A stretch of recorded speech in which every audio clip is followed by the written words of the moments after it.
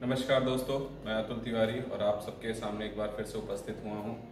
Engineering mechanics जो कि polytechnic first year में इस समय चल रहा है बोर्ड ऑफ टेक्निकल एजुकेशन में, और बहुत इम्पोर्टेंट सब्जेक्ट है और एग्ज़ाम आने वाला है। तो उस हिसाब से मैंने सोचा कि अभी बच्चों के लिए जो इम्पोर्टेंट क्वेश्चंस हैं वो मैं प्रोवाइड कराऊँ और उनके जो सोल्यूशंस है थोड़ा सा उनको ब्रीफ कर दूँ।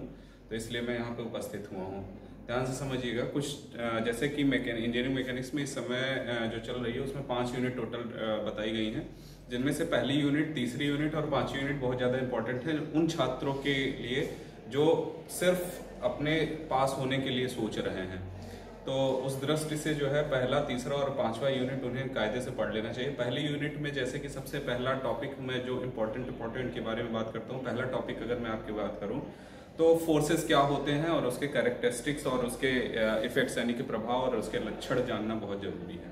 तो सबसे पहले बल क्या होता है उसके बारे में समझते हैं। समझिएगा कि बल जब भी किसी बॉडी की पोजीशन में चेंज करना होता है, उसके स्टेट में चेंज करना होता है, तो हमें कुछ ना कुछ कार्य करना पड़ता है। जैसे कि अगर हमारे सामने कोई टेबल रखी हुई है, उस टेबल को हम खिसकाना चाहते हैं तो उसे तभी हम खिसका पाएंगे जब हम उस पर कोई ना कोई कार्य करें, कुछ एनर्जी दें, कुछ वर्क करें।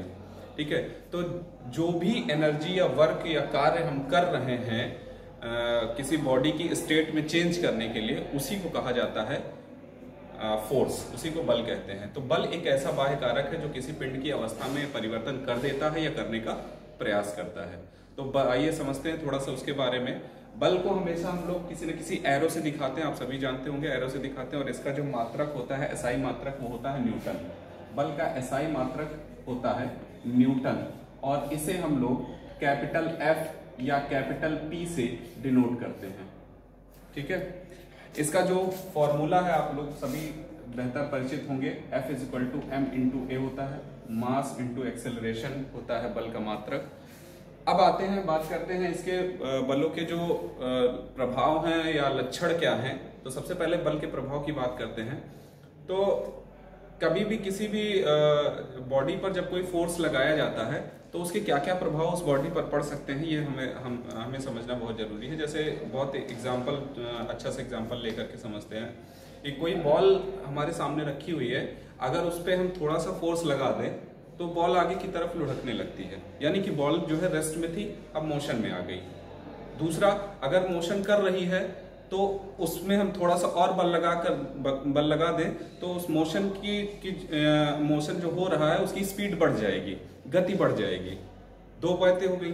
तीसरी, कि अगर कोई बॉडी गति करते हुए जा रही है और उस पर हम बल दूसरी तरफ में लगा दें तो उस गति की जो दिशा है वो बदल जाएगी। लुढ़कते हुए हमारे तरफ बॉल आ रही है, अगर हम इधर की ओर उस पर बल लगा दें तो बॉल की गति की दिशा अभी ये थी, अब इधर की तरफ हो जाएगी, यानी गति की दिशा में परिवर्तन किया जा सकता है बल लगा करके। और क्या किया जा सकता है, बल लगा करके किसी बॉडी को जब हम बल लगाएंगे, खींचेंगे या दबाएंगे या उसे ट्विस्ट करेंगे तो उससे क्या होगा कि उसमें विभिन्न प्रकार के प्रतिबल उत्पन्न होते हैं। ठीक है, तो 3-4 तरीके के प्रभाव हैं जो उसमें देखने को मिलते हैं बल की वजह से। इसके अलावा समझते हैं बल के लक्षण क्या क्या होते हैं। तो लक्षण समझने के लिए हमने आपके सामने एक डायग्राम बनाया हुआ है, इसको समझते हैं। किसी भी बॉडी पर मान ले रहे हैं कि बॉडी है जिस पर एक फोर्स लगाया गया है F, और किस पॉइंट पे लगाया गया है, इस बॉडी के A पॉइंट पर एक फोर्स F लगाया गया है। ठीक है, तो बल में हमें जो लक्षण हैं वो 4 तरीके के लक्षण देखने को मिलते हैं हमेशा। कौन कौन से होते हैं? सबसे पहले मैग्नीट्यूड, यानी कि उसका परिमाण। परिमाण क्या होता है, जैसे किसी बॉडी पर अगर कोई फोर्स लगा रहे हैं तो उस फोर्स की कुछ ना कुछ वैल्यू होगी, जो वैल्यू होती है वही उसका परिमाण यानी कि मैग्नीट्यूड कहलाता है। दूसरी बात करते हैं डायरेक्शन, दिशा क्या होती है। दिशा हमेशा कभी भी फोर्स जो लग रहा होगा या तो अपवर्ड डायरेक्शन में या डाउनवर्ड डायरेक्शन में, लेफ्टवर्ड या राइटवर्ड, इस तरीके से बताया जाएगा। या फिर ये कहा जाएगा कि ये जो है एक्स डायरेक्शन में लग रहा है या वाई डायरेक्शन में लग रहा है या जेड डायरेक्शन में लग रहा है, इस तरीके से दिशा बताई जाएगी। या फिर अगर इन दिशाओं में नहीं है तो हमेशा किसी न किसी एंगल पर होगा, हॉरिजॉन्टल या वर्टिकल के साथ। तो यहाँ पर जैसे फोर्स को दिखाया गया, जो F फोर्स लगा हुआ है, ये F फोर्स हॉरिजॉन्टल एक्सिस के साथ थीटा एंगल पर है। तो इसका मतलब ये है कि इसका जो डायरेक्शन है वो है थीटा एंगल फ्रॉम हॉरिजॉन्टल, क्षैतिज से थीटा कोण पर है। इसके बारे में हम ये बताएं कि F फोर्स जो है वो क्षैतिज से थीटा कोण पर लग रहा है, ये उसकी दिशा हो गई। क्योंकि दिशा का महत्व होता है बल के केस में, क्योंकि बल जो है एक सदिश राशि है। उसके बाद तीसरा और बहुत इंपॉर्टेंट ये है कैरेक्टरिस्टिक है, लक्षण है लाइन ऑफ एक्शन, जिसको हिंदी में क्रिया रेखा कहा जाता है।